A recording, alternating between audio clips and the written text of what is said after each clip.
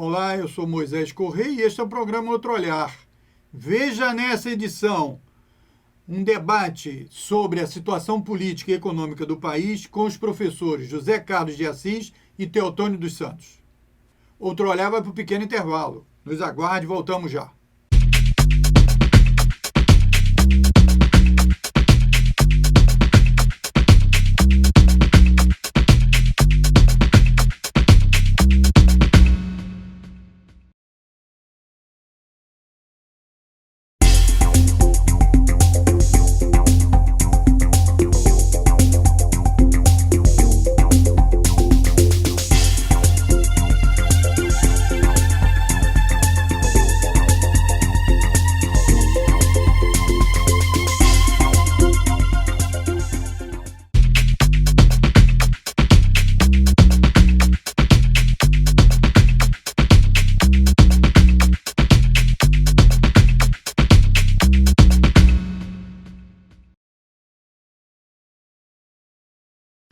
Hoje nós vamos fazer um programa especial do Outro Olhar.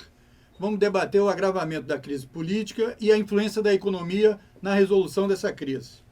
Nós, para esse debate, temos o prazer aqui de trazer o professor José Carlos de Assis, já conhecido aí do público do Outro Olhar, economista e jornalista, e o professor Teotônio dos Santos, que é pesquisador visitante da UERJ e muito influente na luta da democracia e da integração da América do Sul e da América Latina, e entendido também na questão das relações internacionais.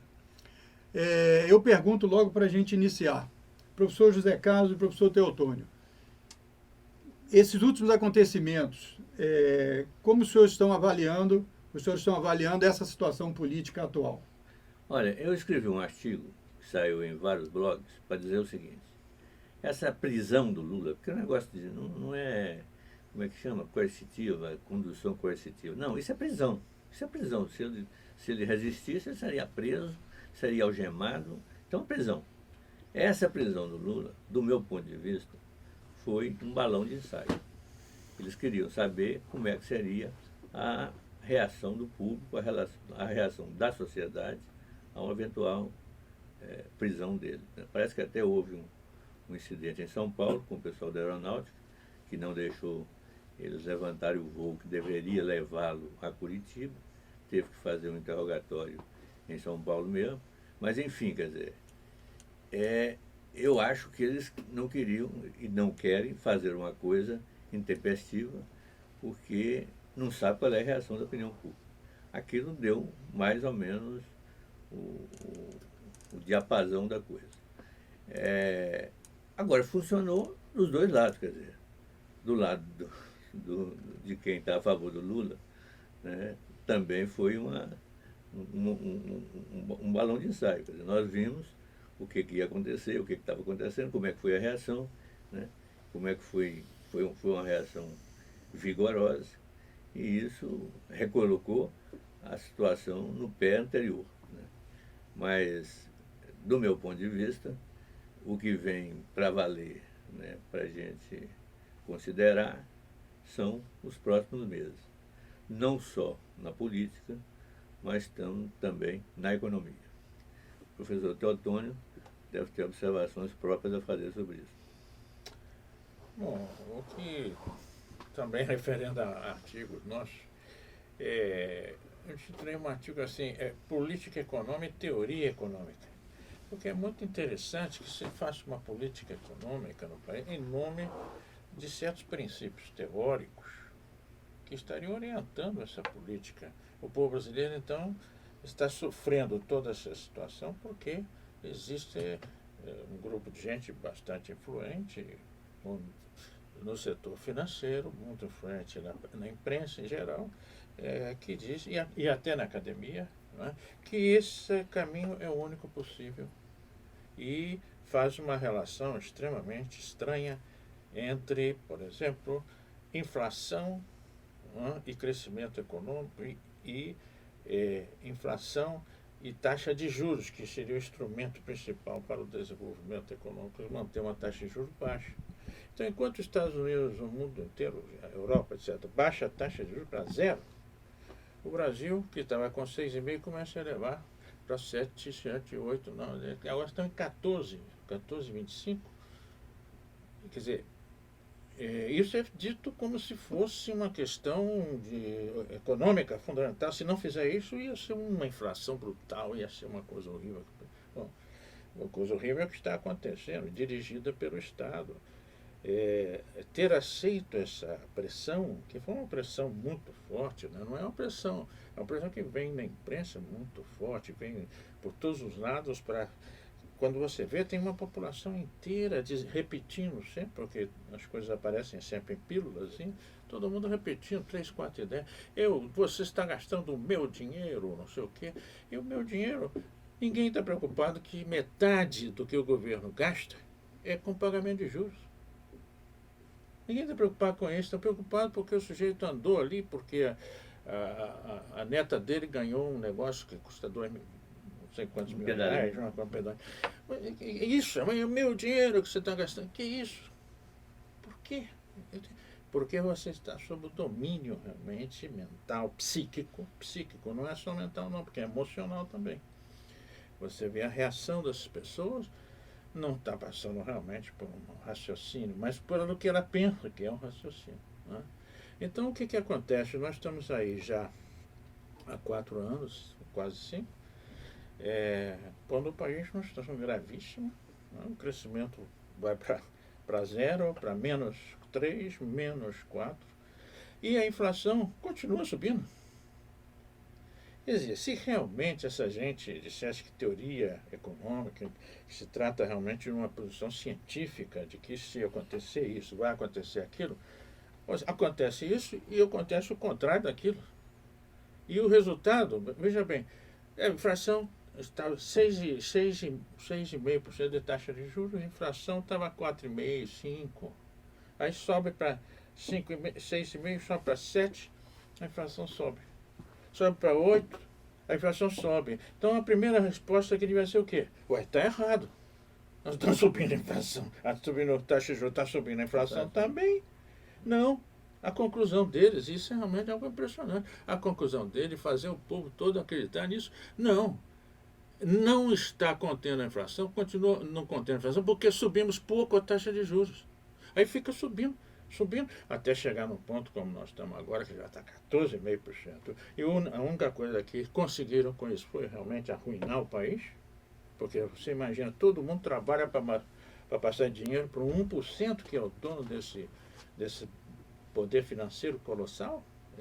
Eles são os donos, todo mundo trabalha, você trabalha assim, deve ao banco R$1.000, R$500, e tudo isso você vai para o banco, vai para eles. As taxas de juros que eles cobram das pessoas chegam a 400%, 500%. Você paga isso e fica com raiva, não deles. Contra eles ninguém fala nada. Fica com raiva do governo. A raiva do governo, a raiva do sujeito que lutou contra isso anos e anos. Agora, nós realmente temos esse problema grave. Nós, realmente, as forças populares do país se deixaram levar e estão se deixando levar por essa propaganda, e se convertendo, então, em inimigos do povo, coisa terrível. Gente que passou a vida lutando pelo povo, de repente aparece como um inimigo, não é? É uma coisa muito grave. Antônio, é muito grave. Então, Antônio, você tem o seguinte, né? Até 2014, em termos de política econômica, as coisas estavam razoavelmente bem. Quer dizer, você não estava crescendo muito, mas não estava decrescendo, não estava contraindo. O que aconteceu em 2014? Nós crescemos 7%. Pois é. Não, em 2014 ainda estávamos em pleno emprego. Pleno emprego, em 2014. Né? Aí veio um bombardeio da TV Globo para dizer que tinha se perdido o controle da inflação. Você lembra disso? Então, foi o início do massacre. Aí vem Lava Jato. A Lava Jato, sozinha, responde por uma contração da economia de 2% e 2,5%. Eu estava vendo aquele juiz Moro dizer, nós não temos nenhuma coisa a ver com isso, a Lava Jato não tem nada a ver com a contração da economia. A Lava Jato foi mortal para a economia brasileira, porque ela atingiu no coração a principal empresa brasileira, que responde por 17% da economia brasileira, a Petrobras, toda a cadeia produtiva do petróleo, passou, né, os pagamentos cessaram, né, se você cessa o pagamento de um Fecharam lado, empresas. cessa de outro, fecharam empresas, e em seguida a isso vem o ajuste fiscal, que com um contingente adicional de medidas contracionistas. Então, isso é que matou a economia brasileira em 2015 e está matando em 2016. E a chave disso, quer dizer, tem essa questão que o Teotônio fala e fala com propriedade, e fala há muito tempo, que é uma tese nossa há muito tempo, que é a questão dos juros, mas tem a outra questão, que é um fetiche, que é dizer o seguinte: não pode ter déficit público. Tem que ter déficit público, sim, porque numa economia em recessão ou em contração, a única forma de você recuperar a economia é pelo déficit público. Ou seja, o governo toma emprestado dinheiro que está parado na mão do setor privado, o dinheiro está parado lá, você toma e investe, né, no setor público, investe em gastos públicos, investe em investimentos. Né, e isso retoma a economia. Ah, não, vai ser dívida pública. Não, vai ter dívida pública. Que isso? Ela é recuperada logo. Por quê? Porque a relação importante é a relação dívida-PIB. Dívida dividido pelo produto interno bruto. Se o produto interno bruto aumenta, a relação dívida-PIB diminui. Então, que foi o que aconteceu em 2009 e 2010, que foi um espetáculo brasileiro em termos de crescimento econômico. Tá certo? Deixa eu falar aqui, porque é o seguinte, veja, há uma crise política e a gente tem que mostrar aí para o pessoal que atua aqui na TV comunitária, são militantes das entidades populares, são das entidades comunitárias, sindicatos e associações de uma forma geral. E todo mundo está vendo que tem uma crise política aí que pode levar o presidente que mais trouxe ganhos no plano social aí dos trabalhadores, do povo, sendo perseguido, etc. E tem essa questão da economia. Então, era importante explicar para a gente aqui como é que é essa... O que eu estou entendendo aqui, do que vocês já falaram, é que é o seguinte: não tem como enfrentar essa crise política de forma vigorosa, etc., sem fazer um enfrentamento da economia. Seria isso? Claro, seria... absolutamente. Claro. Por quê? Porque você tem, quer dizer, no fundo o que toca as pessoas é a sua situação, sua e da sua família. O que adianta você falar, teoricamente, em programas de investimento, programas de longo prazo, né? E não Se tem vo- programa, se você não tem Se condições, você não tem dinheiro. emprego, o que o cara vai dizer para a família dele? Pô, olha aqui, eu estou aqui lutando pelo desenvolvimento econômico brasileiro e tal, mas estou desempregado. E vou continuar desempregado. Isso não tem sentido. Né? Tem que recuperar a economia. Na verdade, porque muita gente fica dizendo assim, Teotônio, olha aqui, o que é maior? A crise econômica e a crise política. Na verdade, são as duas coisas. Cara. Tem uma coisa que foi esquecida na academia brasileira, e que você conhece muito bem, que é o conceito de economia política. A economia política, ela não trata de equações, ela trata de relações de poder. Tá certo? Nós estamos nessa situação porque há um conluio entre o sistema bancário, que está ganhando sempre, né, o grande capital que ganha junto com o sistema bancário, e a grande mídia, que é a correia de transmissão de tudo isso. ideológica desse processo todo. Quer dizer, e eles têm poder mesmo. Tá certo? Então, para enfrentá-los não é fácil. Né? A única oportunidade que a gente tem de enfrentá-los é na base da eleição. Lula ganhou, enfrentou. Né? Deixou até muita coisa pelo caminho, mas fez uma política de favorecimento aos mais pobres. Né? E isso não foi tolerado. Isso não está sendo tolerado. Inclusive a perspectiva de 2018. Né? De novo 2018. Aí realmente, quer dizer, por mais que o Lula tenha sido um contemporizador, e ele de fato foi, ele foi o contemporizador, né? Ele não feriu os interesses do sistema bancário, ele não feriu os interesses do grande capital, ao contrário. Agora os caras não confiam. Esse que é o problema. De repente esse cara vai mudar de lado, ou então vai se afirmar por um lado, então não é bom deixar ele lá. Tem que tirar. E uma coisa também, Agora, clara, Teotônio, essa política é antipopular e leva, inclusive, a desagregar o grupo e as forças que estiveram fazendo essas mudanças. Esse é o objetivo, que se desagreguem, que baixem a cabeça e que abram caminho realmente para a classe média alta que acha que sabe alguma coisa, não sabe nada no fundo. Agora, doutor, em cima do que o Zé Carlos falou, por exemplo, a oposição tem uma solução. Eles dizem que é o seguinte, falta credibilidade ao governo, então nós temos que derrubar. Não, eu sei. Então, falta credibilidade ao governo, o governo não vai ter capacidade de fazer mudança da política econômica, etc. E aí, como é que você responde a isso? Alguém acredita em Aécio Neves? Não, mas eu estou... É o seu candidato para dirigir. Outra coisa é o seguinte. Sem alguém... Agora, que política eles vão fazer? Hein, professor? A mesma. Não, Aprofundada, isso pior vai ainda. piorar. Pior ainda, Não, essa vai coisa da piorar. credibilidade é o seguinte, é o maior Porque o caô, discurso né, do porque jornalista, dizem que- digamos, dos comentaristas É e isso tal. mesmo. Não, tem que ter confiança. Tem que ter Tem que ter confiabilidade. confiança. e tal. Olha aqui, qual é o empresário que investe com base na confiança do governo? Quem é? Ou ele tem perspectiva de vender o que ele produz, ou o governo pode ter os mais belos olhos, que não vai investir. Ele só investe se tiver demanda. Por isso que a gente defende uma política keynesiana, que é uma política de criação de demanda a partir do déficit público. Isso é que tem sentido, porque tem a perspectiva de demanda, ele investe, porque vai vender, é claro. Agora, confiança do governo. E cá entre nós, hein, porque atualmente, tem mais de 20 anos que nós fazemos superávit fiscal. Não fazemos déficit fiscal, fazemos superávit fiscal. Agora, se você, o que ele quer dizer? Você está recebendo mais dinheiro do que você gasta. Para sobrar um dinheiro, mas sobrar para quê? Para pagar juros. Então o dinheiro que você produz, que daria condições para ter investimento. Não, nós temos atualmente 370 bilhões de dólares de reservas, nós temos dinheiro sobrando no país, sobrando, o Banco Central não deixa usar um tostão desse dinheiro para investimentos que permitam a economia se manter, porque segundo eles isso ia gerar uma inflação colossal. Invenção deles. O Delfim mesmo já chamou esse negócio de metafísica econômica, é um negócio da metafísica e tal, não tem nada a ver com a realidade. Mas eles falam, o mais grave disso tudo é que eles falam com todo um aparelho de poder, né? E uma repercussão internacional também, porque isso tudo está orientado basicamente pelas forças fundamentais do grande capital a nível mundial. Tem os Estados Unidos como base principal para isso.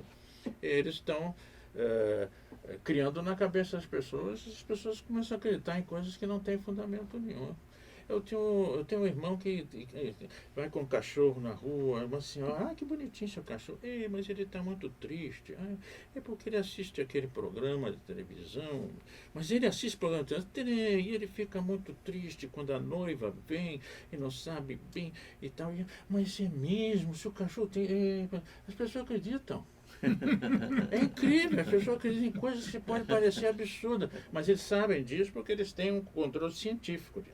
Aí sim, eles têm psicologia social muito bem trabalhada, se quiser, querendo entre em Albert Einstein Institute.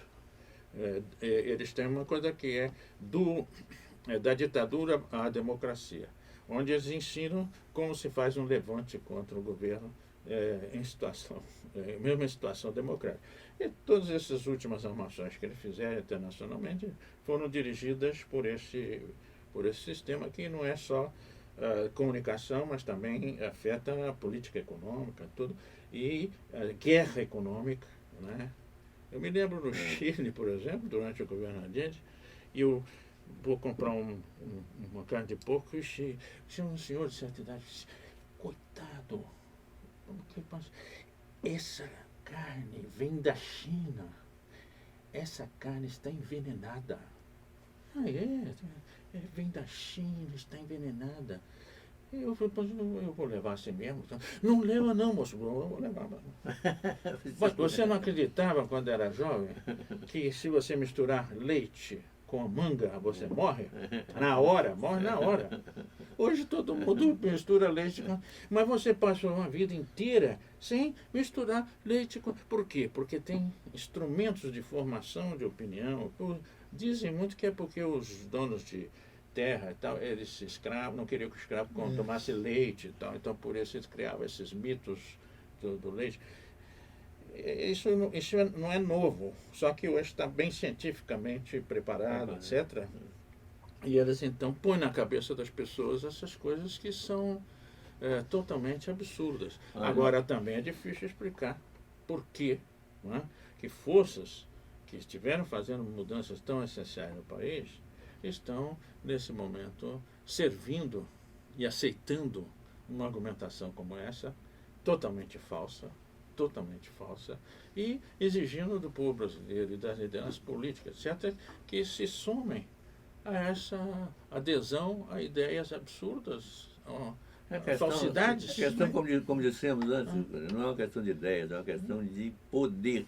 Eles impõem o poder. Exato. Você quer ver uma coisa, quer dizer, porque essa coisa da política monetária, da política fiscal, política fiscal é o seguinte, gasto público, né, arrecadação e gasto.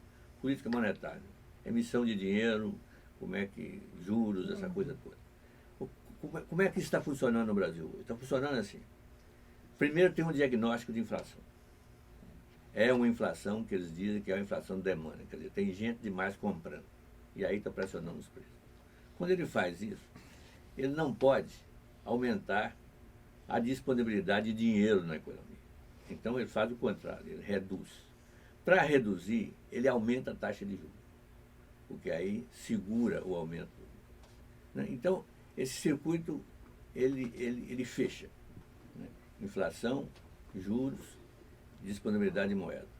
Se você fizer, como você está sugerindo e que eu também sugeriria, a utilização de reservas cambiais para investimento, ampliação do crédito na economia, o que ia acontecer? Com esse Banco Central que está aí, ele ia dizer o seguinte: tá bom, você vai converter esses dólares em dinheiro, mas eu vou enxugar o mercado do outro lado. Porque eu não quero deixar, porque se eu não enxugar o mercado, a taxa de juros cai. Se a taxa de juros cai, eu estimulo a inflação. Então, todo o raciocínio está em torno da inflação. Então, a gente tem que mostrar o seguinte: esta inflação não tem nada a ver com a inflação de demanda. Essa inflação é a inflação da indexação da economia, que o Fernando Henrique desindexou o salário, mas não desindexou lucro e não desindexou as contas, os serviços públicos. Né? E, além do mais, você tem oligopólios, você tem monopólios que pressionam a inflação, aumentam os preços. Quer dizer, você não tem uma política de contenção de preços que não passe pela política monetária de aumentar a taxa de juros. Esse é que é o problema, quer dizer. E conseguiram convencer a opinião pública, pelo menos grande parte dela, em que essa é a política certa, que é aumentar a taxa de juros. Agora, professor, eles defendem aí, os próceres dessa política aí neoliberal, de que o Lula cresceu 7%, como o Teotônio chegou a citar aqui na nossa conversa, porque existia uma situação internacional favorável, principalmente a questão de venda de commodities, minério e tal, etc. Isso não é verdade. Não é verdade, porque depois continuou favorável ainda, mas a taxa caiu. O que aconteceu foi o seguinte: em 2009, o segundo ano da Grande Depressão, que foi na verdade uma depressão, está sendo uma depressão, o que fez o governo brasileiro? Depois de uma reunião, de uma rodada do G20, todo mundo expandiu a moeda e a despesa fiscal. Todo mundo. O que aconteceu? O mundo todo recuperou. Nós jogamos 100 bilhões de dólares do Tesouro no BNDES, em 2009. E em 2010, nós jogamos mais 80 bilhões de dólares do Tesouro no BNDES. Isso, déficit público. O que foi o resultado disso? Crescimento, em 2010, de 7,5%. Quando nós recuamos dessa política, sob pressão do G20, sob pressão do Fundo Monetário Internacional, da Comissão Europeia lá na Europa, né? Fizeram uma pressão violenta, porque eles chamavam em inglês, que era uma palavra muito bonita, exit strategy, estratégia de saída. Temos que sair dessa situação em que o Tesouro banca a retomada do investimento. Temos que sair. Tem que fazer contração na economia. Contraíram no mundo inteiro, sobretudo na Europa. E até hoje está contraído. Porque os Estados Unidos manteve... Agora, os Estados Unidos não. Os Estados Unidos, taxa de juros baixas, os 0%. Estados Unidos são muito bons para dizer, para fazerem as coisas no interesse da economia americana. Agora, eles têm mania de impedir que os outros façam a mesma coisa. Tá faço certo? o que eu digo, mas não faço o que eu faço. Exatamente. É muito simples, com essa política acaba, nós agora em fevereiro mandamos 9 bilhões de dólares para o exterior, em forma de lucros e outras coisas, resultado dos investimentos feitos por ele na compra de títulos do governo brasileiro, que paga a eles agora 14 e tantos. Se ele for aplicar nos Estados Unidos, é 0%. E eles falaram muito nisso também, porque inventaram muita coisa. Inventaram, por exemplo, uma invenção que os Estados Unidos fez. Os Estados Unidos disseram, nós vamos aumentar a taxa de juros. Isso passou um ano, não aumentou. Não, vai ser o ano que vem. Passou o segundo ano, não aumentou. Passou o terceiro ano, não aumentou. Mas enquanto isso, eles disseram aqui, não, os Estados Unidos vão aumentar a taxa de juros, então nós temos que aumentar a nossa, senão vai embora todo o dinheiro. Não vem nenhum dinheiro para nós. Fizeram uma brincadeirinha O que está em Estados Unidos, como conseguiram realmente baixar o preço do petróleo, eles fizeram uma política nesse sentido para atacar o Irã, para atacar a Venezuela, para atacar a Rússia, para atacar o Brasil também, que hoje o Brasil é um potencial produtor de grande importância, de grande dimensão, sobretudo dirigido por uma empresa do nível da Petrobras. Então, e esses países têm déficit, professor? Déficit? Esses países que ficam dando essa fórmula da contração. Os Estados Unidos têm um déficit colossal. Vou te dizer o seguinte, o déficit americano em 2009, sabe, foi 1 trilhão 400 bilhões de dólares. Em 2010, 1 trilhão 300 bilhões de dólares. Em 2011, 1 trilhão 200 bilhões de dólares. Em 2010, 1 trilhão. Né? E querem que o Brasil não faça déficit. Eles até hoje estão... Tem que fazer superávit. Eu sei, mas eu estou falando. Não, mas o Brasil agora, inclusive, agora talvez tenha um déficit de 0 ponto. Mas o superávit que nós fizemos nesse período, nós chegamos a fazer, em algum momento, 6% do PIB, 7, 8% do PIB de superávit para pagar juros. É uma coisa absurda. Como é que um país pode aceitar isso? Francamente, companheiro, vamos lutar, nós não podemos aceitar isso aí. Para as pessoas entenderem o seguinte, você não precisa de pagar juro, porque o juro é rolado. O cara não faz nada com o juro, a não ser reaplicar nos títulos públicos, porque senão não tem alternativa. Na hora que a economia retomar, aí ele vai pegar parte desses juros e transformar em dinheiro, em recursos, para investir. Mas aí a economia está expandindo, não tem problema nenhum. Você pode aumentar você pode aumentar a expansão monetária. Agora, o problema é o seguinte, vamos voltar a uma coisa importante aqui, que o tempo está escoando, que é o seguinte, como é que vai ser isso para frente? Nós estamos em 2016, quase meio do ano. Quase meio do ano. Nós perdemos 2015 e estamos perdendo 2016. Se nada for feito até o fim do ano, nós perdemos 2017. Aí entraremos em 2018, um ano eleitoral. Se não houver uma reação do governo progressista, o que se diz progressista, a essa situação da economia a curto prazo, neste semestre ainda, nós vamos derrotar o projeto progressista em 2018. Nós, que eu digo, é culpa nossa por não termos mudado a política econômica. É fundamental mudar essa política econômica. Então, eu sei que a presidenta é turrona, eu sei que ela é muito teimosa, eu sei que ela não aceita muito conselho. Aliás, ela deve aceitar conselho do outro lado. Não do nosso. Mas você não acha que existe uma insegurança? Hein? Você tem essa segurança de que essa política... Mas esses ministros, que são oriundos da luta popular também, mas que às vezes não tiveram profundidade ou não tem estofo. Porque eles dizem assim, diante de uma crise dessa, o cara prende o Lula, o outro... está disputando quem é que prende o Lula primeiro. O outro pediu pro Lula, quer dizer, pediu a prisão do Lula. Tem não sei quantos processos de impeachment, ele está na Câmara e tal. E o cara vai dizer, se eu vou mudar a política ou não e botar todos esses... tem que mudar. Então, Isso aí- também, Na hora que essa mudar- seria a solução, então. Não, claro. já claro, aproveitar a claro, situação. Claro. Eu Na digo o hora que seguinte, mudar a política econômica, vai mudar a situação política geral imediatamente. O povo vai entender Não entende. que a situação está muda, melhorando e que muda o vai clima para no adiante. Congresso. Agora, nós queremos ajudar isso com o seguinte. Ah. Você conhece Isso isso. mesmo. Nós estamos articulando a Aliança pelo Brasil. O que é a Aliança pelo Brasil? É um bloco de poder no Congresso, com 250 parlamentares, que a gente vai tentar conseguir, para duas coisas, dois objetivos.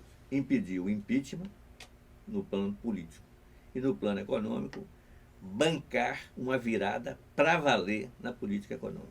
Inclusive itemizada, quer dizer, qual é a política fiscal, qual a política monetária, para não ter essa de dizer, não, nós vamos fazer uma política de crescimento, de desenvolvimento, e não diz nem o que é isso. Não, nós estamos definindo o que é, né, no manifesto de lançamento dessa aliança. Então, estamos articulando isso junto com senadores, quer dizer, o principal líder desse processo é o senador Requião, mas também o senador Lindenberg, que está muito empenhado nisso. Nós temos alguns parlamentares da Câmara também empenhados nisso, quer dizer, nós estamos tentando ver, através, sobretudo, do Davidson, que é o presidente da Frente Parlamentar pela defesa da Petrobras. Nós, inclusive, dissemos para ele o seguinte, olha aqui, a defesa da Petrobras está dentro do programa da Aliança. Quer dizer, o primeiro ponto do programa político, do programa econômico da Aliança é o seguinte, recuperar a Petrobras. Por quê? Sem a recuperação da Petrobras, é impossível você recuperar a economia brasileira. Sabe por quê? Por uma coisa simples. Porque a Petrobras tem todos os projetos já definidos. Tudo em Tá marcha, certo? Está tudo em tá marcha. tudo arrebentando. É só se você, em 3 meses, você põe isso tudo para funcionar. Tudo. Agora, se você for fazer um programa de infraestrutura, até você fazer o projeto básico de uma estrada, de uma rodovia e tal, leva 1 ano, praticamente. Tá certo? Então, não tem efeito a curto prazo, né? Então, nós queremos alguma coisa que tenha efeito a curto prazo, tenha efeito a médio prazo e tenha efeito a longo prazo, né? Isso é o propósito da Aliança pelo Brasil. Mas veja bem, quando estava a política econômica de desenvolvimento, de crescimento, de emprego, etc., a Dilma estava com mais de 60% de apoio. 60% de apoio. O povo não é bobo, o povo não entende. Tem certas coisas que é complicada, porque a informação é errada, a informação Porque a é falsa. comunicação do governo também é uma porcaria. Problema. Né? Que acaba Então, mais. realmente, a informação falsa e mal dirigida, etc., então as pessoas têm dificuldade de saber exatamente o que está passando. Mas ela sente aí no ambiente dela. Eu não perdi emprego, eu tenho um amigo, ex-reitor da nossa universidade, ele disse, olha, esse pessoal economista é meio estranho. Ele vem dizer para a gente o seguinte, você tem que aceitar que a inflação corrói o seu salário. Então você tem que fazer tudo para acabar com a inflação. Esse é o problema principal. Aí eu acredito nisso. Quando estou vendo, eu desemprego. Fico desempregado. Agora, não adianta o meu salário ficar no PTD no salário, porque eu já não tenho mais salário. Perdido. Eu não tenho mais salário. Então você vem com esse tipo de solução em cima das pessoas. Não, tem que fazer uma coisa. Quando Não, você faz aquela coisa, você descobre que Antônio, isso significa e que você vê a Argentina agora. Você sabe conhece uma a palavra realidade da dura, Argentina. Agora mudou o governo. E qual é a situação? Piorou. Piorou ou melhorou? Não, piorou enormemente, porque o governo vai pagar 14 bilhões de dólares para gente que é o tipo de especulador mais sem vergonha. Quando certos títulos começam a baixar o valor deles, o título é de 1.000, mas ninguém compra ele por 1.000. Aí compra por 200. Compra por 100, porque já sabe que não vai receber. Se alguém te der qualquer dinheiro, você pega. Pois bem, esses caras vêm, compram isso e ficam esperando. E agora eles querem o preço de face, que está escrito ali, 1.000. Você tem que pagar 1.000. Aí ele ganha só 900. O que os argentinos fez? O que o governo argentino fez? Olha, pagamos 30%. Todo mundo aceitou, exceto esse grupo por lá. Agora, hoje, esse grupo, o governo argentino vai paralisar a economia do país, inviabilizar a economia do país, pagando essa gente. Eles estão oferecendo menos, estão oferecendo 6 bilhões.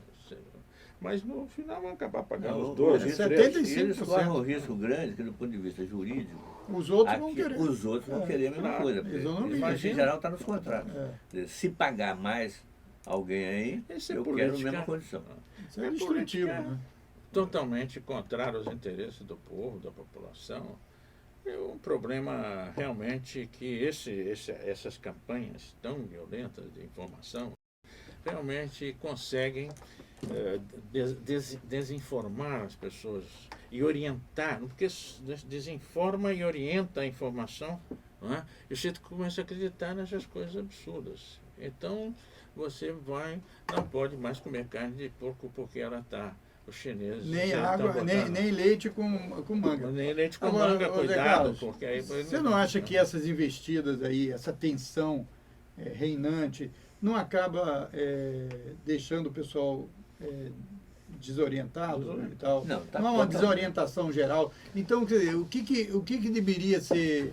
Porque é o seguinte, por exemplo, o cara levou o Lula para Congonhas, né? E, pô, o povo foi todo mundo para Congonhas e tal, foi para a rua para impedir aquela ação. Aquilo acaba ficando o movimento social e os próprios políticos e tal numa situação, há um investimento aí, um bloqueio. Olha, eu acho que é Como uma é que é? situação... Vamos dar um pouco de alento aí. Não, Você- não, tem você- alento, você- não tem alento não, porque se as pessoas acharem que Ah. vai resolver automaticamente, elas não agem para que não se resolva. Eu que costumo agir. dizer muito o seguinte: economista bom tem que prever coisas que não acontecem. Porque Você previu, peraí, o último programa, sabe o por último quê? programa Outro Olhar aqui com o professor, tá lá na internet, viu? Outroolhar.net. E ele está dizendo que pode vir uma guerra civil. Exatamente, é isso que eu estou falando. Quer dizer, o risco que você tem é o seguinte: você não começa uma guerra civil como guerra civil, tá certo? A guerra Existe uma guerra em jogo aí Não, já? você tem um potencial de corrupção social grande. Por quê? Inclusive na coisa do Lula, tá certo? Você tem muita prudência nisso, quer dizer. Por que eles recuaram de fazer a mobilização no dia 13, junto com a mobilização da direita? Exatamente para evitar conflitos. Né? Se não, mas isso você segura até um determinado ponto. Mesmo De porque repente- o pessoal nosso também está... Está mordendo o freio. Então, uma corrupção social, nesse clima que está aí, caótico, é possível. Porque você não tem liderança que segura isso. Ou tem muita liderança que quer fazer isso. Também Tem isso, um setor também. muito grande da direita e mais ou menos controlado desde fora, porque eles estão investindo muito nessa crise brasileira. Que querem a radicalização. Eles seria querem a radicalização, O fechamento, mas tem um seria isso? setor que mais ou isso? menos Tem espaço controla. para os militares Eu não entrarem sei, nessa eu de não novo? sei, eu não sei. Não, os militares não entram no começo. Os militares entram no fim. Na estabilidade. Diferentemente de 64, onde eles foram os promotores do golpe, eles, principalmente eles. Essa vez, eles vão deixar a coisa correr solta até chegar o momento em que a corrupção social arrisca a se transformar em guerra civil. Aí eles entram. E eles entram o seguinte, eu até escrevi sobre isso. Eu não sei para que lado que eles vão entrar. Eu estou claro que Entende? não será para o lado da direita, não. Se não for, ótimo. Eles foram instrumento da direita, portanto. E você Não, acha que tem a ver com Vamos a fazer isso situação do outra vez. Egito? Alguma Não, comparação? você Não, é claro que tem, pô. Até claro que tem. Porque o Egito lá agora está... Não, porque você tem uma situação geopolítica no mundo em que nós entramos nela meio de gaiato, porque pela nossa associação nos BRICS com a Rússia. Entendeu? Hoje o problema geopolítico no mundo mais importante é a guerra que os Estados Unidos desfecharam contra a Rússia. É uma guerra, por enquanto, em território, e provavelmente vai continuar sendo, fora do território russo. Né? Tentaram atrair para a Ucrânia, não conseguiram, porque o Putin deu lá um baile estratégico neles. Né? Estão tentando trazer para a Síria, mas no fundo, quer dizer, o que eles querem? Eles não podem fazer uma guerra nuclear contra a Rússia, que seria o fim deles também. Eles então querem fazer uma guerra convencional para esgotar economicamente a Rússia, para esgotá-la economicamente. Então, quando é que nós entramos nisso? Nós entramos nisso porque nós somos sócios da Rússia, através dos BRICS. Nós pertencemos a um grupo político-econômico. E é justo, É Pedro. claro que, Um pô, grupo que tem um poder, tem mais poder que o FMI hoje. Tem mais poder Exatamente. que o Banco Mundial. Pô, fizemos um banco, essa coisa toda. Hoje nós não temos o Banco Mundial e o FMI mandando na gente Enchendo, aqui. é, Então exatamente. esses caras estão servindo a eles porque Então, quer dizer, vivem para servir. as ONGs que estão a serviço dessa estratégia, o Departamento de Estado, está tudo aqui envolvido aqui no estímulo a essa conspirata. Agora, eu acho que eu não consegui interpretar bem, né, a atitude do PSDB nessa coisa do processo lá em São Paulo. Porque eles disseram, não, tem que ter cautela, não sei o quê, papapá. Não sei se Eu acho que é uma ala deles. O Paulo que Henrique quer- Amorim disse que o PSDB está articulado com o Moro, então não podia tirar isso Pois da é. mão do Moro. Pois é. E aí pegaram esse Consentino aí, esse procuradorzinho de... Isso aí é possível, é possível. que o seja- cara que atropelou para aparecer. Atropelou pra aparecer. Isso aí pode ter acontecido, né? Exatamente. Mas o que eu vejo assim, de arriscado nesse processo todo é o seguinte: nós estamos numa situação que matematicamente é considerada caos. O que é o caos matemático? É uma situação em que as variáveis independentes entram em interação loucas, sem possibilidade de você determinar qual é o rumo delas. Então, quando isso acontece, É uma coisa você imprevisível. torna-se imprevisível. Como é que é a saída disso? A saída disso é também imprevisível, porque eles chamam de atrator estranho. Tem um atrator estranho que ordena esse processo. Esse nome poético de atrator, um nome esquisito também, chamado atrator estranho. Então, você tem uma estabilidade no nível superior. Isso geralmente acontece com setores caóticos, mas você não sabe quando que vai acontecer. E por Isso é a onde que vai teoria do acontecer. caos? É a teoria do caos. Nossa Senhora. Você, Vamos quebrar nossa cabeça aqui. você não sabe onde que isso vai acontecer, né? O quando que isso vai acontecer. Eu queria colocar, então, já que falou aqui um pouco de geopolítica, para o Teotônio, depois o Zé Carlos podia comentar. O procurador, eu até fiquei achando, eu botei até na minha página na internet, que tinha que abrir um processo de traição nacional contra o Rodrigo Janot, né? Porque o Janot foi aos Estados Unidos em cima de um tal de cooperação, de protocolos de cooperação, levar todas as informações da Petrobras para os americanos, lá para os norte-americanos. E aí eu soube também, através de uma entrevista que o Luiz Nassif fez, de que eles, os fundos que investiram na Petrobras, e parece que o setor que controla as leis de Bolsa de Valores nos Estados Unidos, então tem 2 processos enormes contra a Petrobras. E eles estão usando esses documentos que o Janot está entregando de bandeja. É o interesse deles pela Petrobras. E os processos duplo. serão de até 2 bilhões de dólares cada processo desse. Isso não é traição do procurador? O interesse deles contra a Petrobras é duplo. De um lado, um jogo de controle e diminuir a capacidade do país em geral.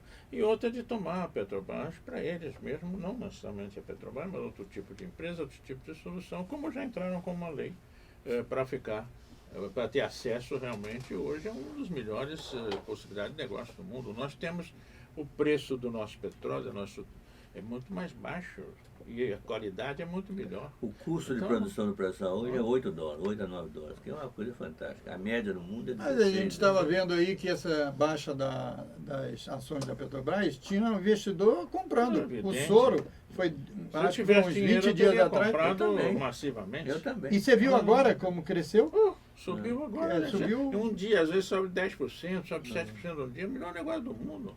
Então, Tem uma jogada aí agora, também nesse campo? Mas eles vivem disso, né? Eles Essa vivem de especulação? jogada, né? Não, você sabe o que você tem que entender? né? Decreta a prisão, aí sobe tudo, não sei quantos por cento. O que você tem que entender na coisa americana é o seguinte: os Estados Unidos são um país de empresários. Tá certo? Eles, na verdade, eles defendem o interesse da empresa americana. Eles têm duas vertentes de relações internacionais. Ele tem a vertente econômica, que é abrir espaço para a empresa americana no exterior, e tem a vertente geopolítica, que é sustentar o poder do Estado. Tá certo?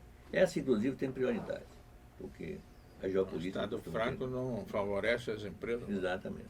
Mas o fundamental é o seguinte, isso é difícil de ser entendido no Brasil, porque você tem uma situação, por exemplo, igual essa da Lava Jato, Ridículo. em que você destruiu, está destruindo empresas brasileiras. Isso nunca aconteceria nos Estados Unidos. Você pode ter empresas que quebram. Um procurador junto com um delegado. Ademais isso Você deve pode- ser justiça econômica, não justiça de primeira instância aqui qualquer. Esses são temas de justiça econômica. Exatamente. E um erro pode quebrar, mas quebra pelos seus próprios defeitos. Não tem nada a ver com uma quebradeira que vem pelo lado político. Então, isso aí, entender esse processo americano, né, ajuda a gente a ver quão estúpido é o processo tomado pelo Brasil. Você pega situações em que, quer dizer, você pega um Odebrecht, né? Porra, que é outra coisa. São empresas que estavam em deixa- ascenso. Deixa eu dizer, Estavam em ascenso, ainda né? tem o seguinte, Eles estão em situação difícil, mas ele está em ascenso. nós estávamos falando sobre militares, quer dizer, se os militares estão de que lado? O Teotônio tem razão, eu acho, plena do ponto de vista objetivo. Do ponto de vista subjetivo, eu tenho dúvida. Porque eles são muito ideológicos também. Então, e meio conservadores. Mas do ponto de vista objetivo, você tem o seguinte: esse governo do PT, os governos do PT, foram os governos que resgataram as Forças Armadas brasileiras. Não, O governo Fernando Henrique pode Cardoso fazer mais, né? não tinha dinheiro, quer dizer, as Forças Armadas ficaram sem dinheiro para pagar Não. comida de recruta. Reduziu Tá certo. o expediente. Tudo. Agora, os governos do PT, olha aqui, resolveram encomendar o submarino nuclear. Estão construindo o submarino nuclear para a Marinha. Né? Compraram os caças suecos para Com transferência de tecnologia. suecos. Né? Com transferência de tecnologia, que é o fundamental dessa Caraca, história. é o fundamental. Que é onde os americanos ficam indignados, porque os americanos estão proibidos de vender com transferência de tecnologia pelo Congresso americano. Porque senão eles participavam da concorrência e podiam até ganhar. Mas eles não podem. Eles entram na concorrência sabendo que vão perder, porque eles não transferem tecnologia. Então, tem essa coisa para a aeronáutica. E tem os mísseis do Exército. Né? Quem está em torno disso? Quem está articulando isso, construindo isso, acumulando tecnologia em torno disso? São as grandes empreiteiras. Odebrecht, Andrade Gutierrez. Veja você se uma empresa de estratégica nos Estados Unidos ia ser submetida a um juizinho de província para parar aí para o projeto. Não existe isso, porra. Não, só aqui no Brasil pode existir um troço desse. Que vem né? É um absurdo, né? É um absurdo essa E coisa. tudo na base Então- de revelações pessoais ditas. Isso. Não tem nem capacidade de ter comprovação das coisas que eles não têm. Então, é um grupo que não está nem preparado para fazer uma coisa dessa. Se eles não tivesse apoio de imprensa tão colossal, eles estariam simplesmente ridicularizados no país pela incapacidade deles de resolver qualquer... Claro. De resolver Eles coisas estão mais simples. concentrados em o cara romper, É. o delator romper com quem ele tinha articulação. Eles não dependem, eles não, a capacidade deles mesmo de descobrir Exato, sem. tudo isso, a prisão vem, por isso que eles precisam daquela prisão, porque a prisão é que faz o sujeito É, ficar eles num põem ponto lá o cara que ele na admite dizer masmorra. qualquer coisa. E o cara tem que confessar. Então isso é um instrumento realmente que quer dizer, não faz parte de um processo institucional realmente sério. Tanto que eles estão rompendo com grande parte da legislação a respeito de tratamento de acusados, etc. E com todo esse processo que é, na verdade, um processo de desmoralização da justiça. O exemplo deles é muito típico. O exemplo deles é a Itália. O que a Itália conseguiu?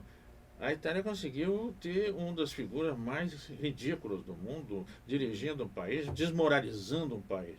Depois o seguinte, a Itália estava entre os 7 primeiros países do mundo, o grupo dos 7. Agora era a 12ª, 13ª. Como a Inglaterra, que era a segunda, e agora é a 11ª. Agora está China, que está empatada com os Estados Unidos e na frente dos Estados Unidos, segundo as últimas informações do FMI, e de Índia, em terceiro lugar. Depois, quarto, sim, aparece Japão e Alemanha.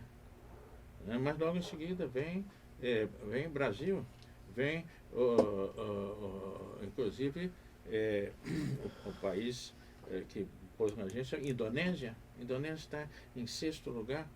E vamos, entre os 9 primeiros países do mundo, já não estão mais. Inglaterra, da Madame Thatcher, fracasso total. Política desse pessoal italiano aí, fracasso total.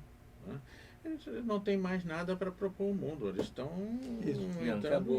entrando em... Então, nós estamos aqui encerrando aqui a nossa entrevista e a gente queria que exatamente 3 minutos para cada um, para dizer o seguinte, o que temos que fazer aí, vamos reafirmar aí com mais sucinto para o pessoal entender qual é o que nós precisamos de fazer para sair dessa situação, enfrentar esse momento e manter a perspectiva aí de transformação do país. Vamos lá. José Carlos de Assis. Bom, eu acho assim, para que as pessoas não ficam muito desanimadas, porque nós pintamos aqui um quadro negro, infelizmente realista, a gente tem que jogar na perspectiva, o que está para frente. Do meu ponto de vista, né, para frente, é a Aliança pelo Brasil. Por quê? Porque é uma tentativa de articulação no Congresso de um bloco de uns 200, 250 parlamentares que tem um mínimo de espírito público para encaminhar, né, ou para dar suporte a uma mudança na política econômica. Uma espécie fazer com a presidenta Dilma o que a direita tem feito. O que é? Que é encostá-la na parede. Ou a senhora faz isso, ou a senhora apoia o projeto Serra para o setor do petróleo, ou nós vamos votar pelo impeachment. Então nós juntamos 200, 250 parlamentares dizendo para ela o seguinte: ou a senhora vai fazer uma política econômica progressista, ou nós vamos simplesmente lavar as mãos em relação ao seu governo. Então, o que é essa política econômica progressista? É uma nova política, é uma política de retomada do investimento pela Petrobras, é uma política de retomada pelo setor público e pela infraestrutura, é uma nova política monetária expansiva, é uma forma de controlar a inflação que não passe pela taxa de juros.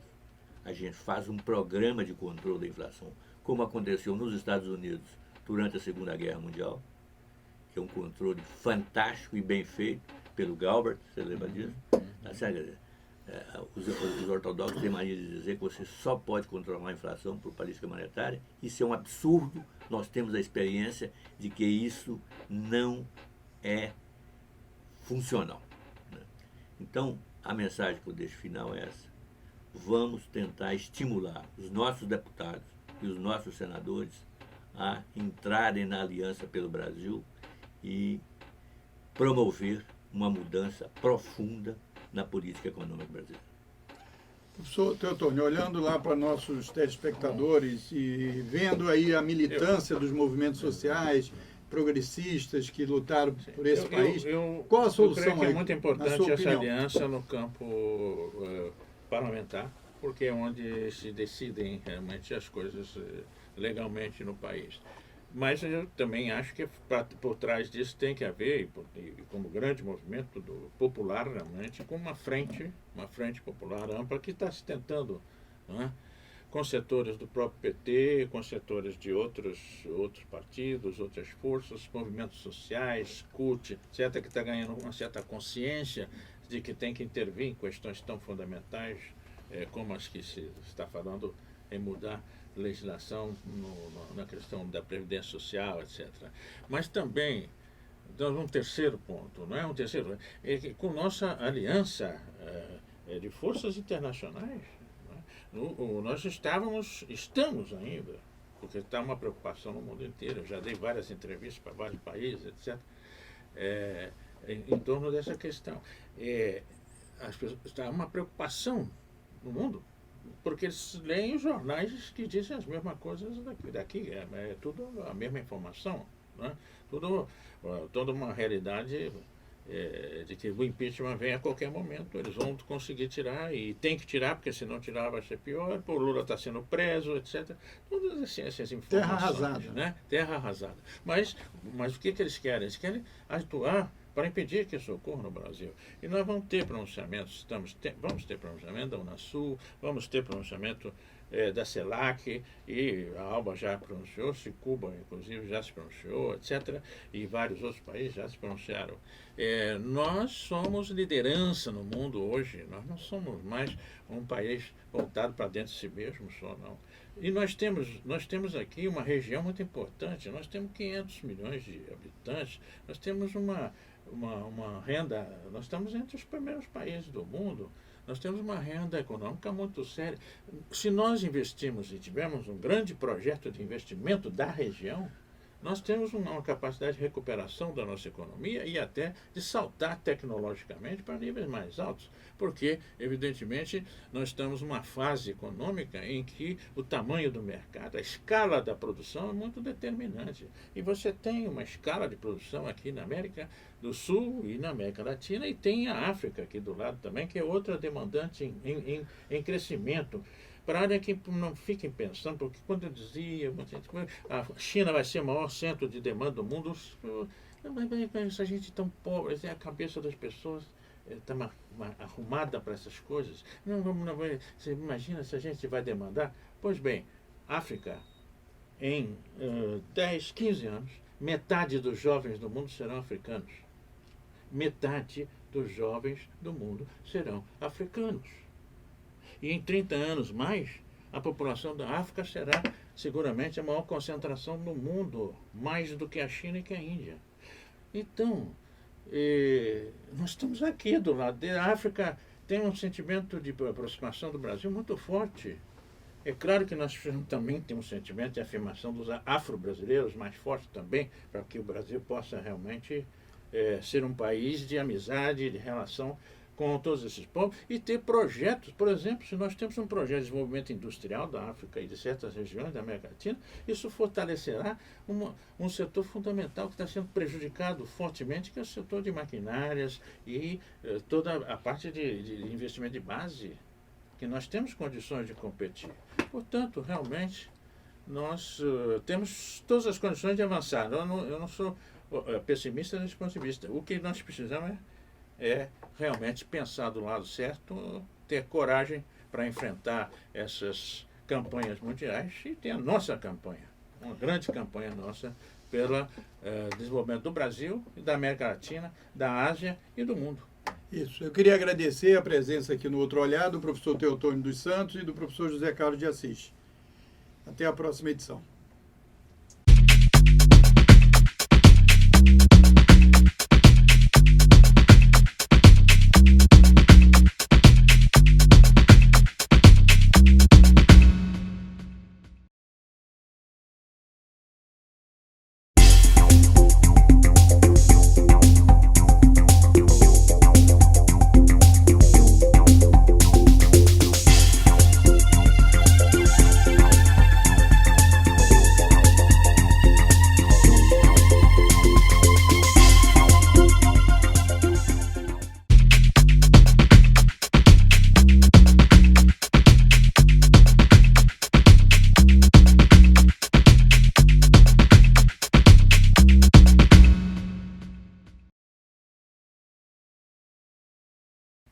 Outro Olhar vai ficando por aqui.